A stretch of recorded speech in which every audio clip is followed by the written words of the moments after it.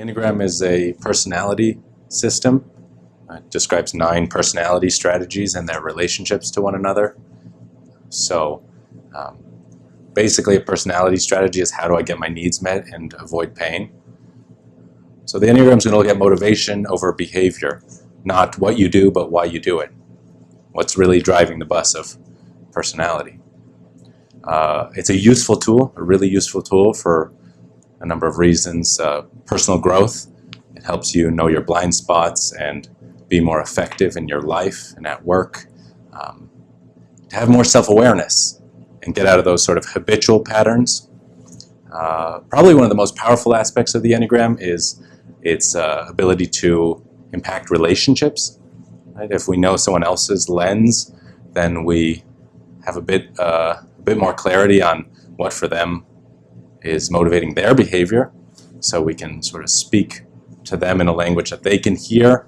We cannot personalize their behavior. We can see that, oh, that's coming from their strategy. So we can connect more deeply and empower them in their life. Or if it's a team, we can work with a group more effectively.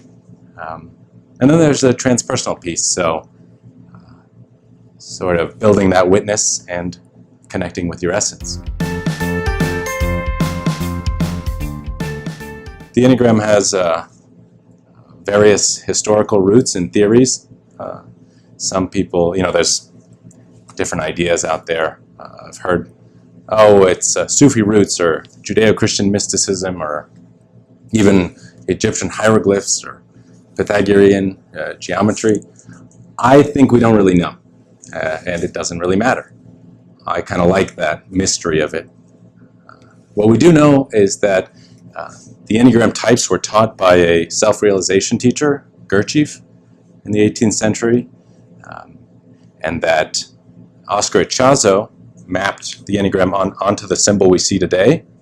In the 60s, he did work in South America, and that work was greatly furthered by the work of Claudio Naranjo, who brought the Enneagram to the States, to Berkeley, of all places, in the 70s. And Naranjo translated from Spanish as his native tongue, so some of the words in Enneagram speak might sound a bit like misnomers because they're coming from his native tongue. So for example, passion, you hear that a lot in the Enneagram. Passion really is referencing the emotional habit of the type, not what they're passionate about, but sort of what they're looping on. The short answer is yes. We have a main personality strategy, or like a primary lens. The long answer, I guess, is no. The long answer is we have all of the types are within us. So they're archetypes. And it can be a little complicated when you're first learning about the Enneagram because it's a complex system.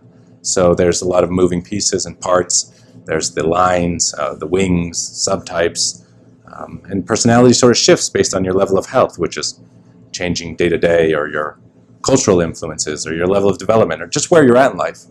So it can be a little difficult to pin down that primary type.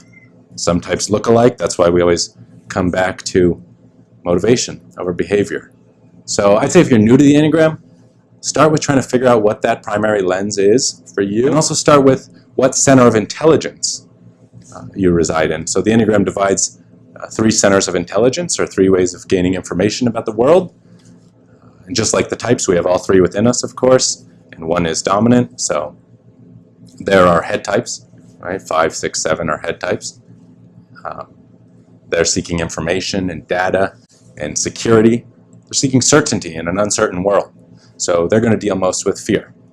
And then the gut types, 8, 9, 1, are using instincts and impulses and seeking fairness and justice. So the emotion they'll deal most with is anger. And then 2, 3, 4 is the heart triad. So heart triad is aware of image, focused on connection and connectedness. So they're going to deal most with this question of being seen or not seen, or shame. Of course, we all deal with all 3 of those emotions, but those are the primary aspects of those triads. So yeah, figuring out what triad you're in and what your type is within that triad.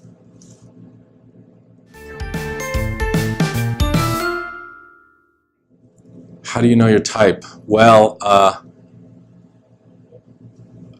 there are tests, you know, like in Enneagram, the mobile application. We have a test in there. It's a pretty good test as far as tests go. But tests are never really an authority because they're binary. They're written, you know, and it depends on your mood that day and all various factors. So I'd say start with a test, you know, figure out your top 3 most likely types. But the only way to really know your type is to study all 9 types and then reflect and explore what truly motivates my behavior.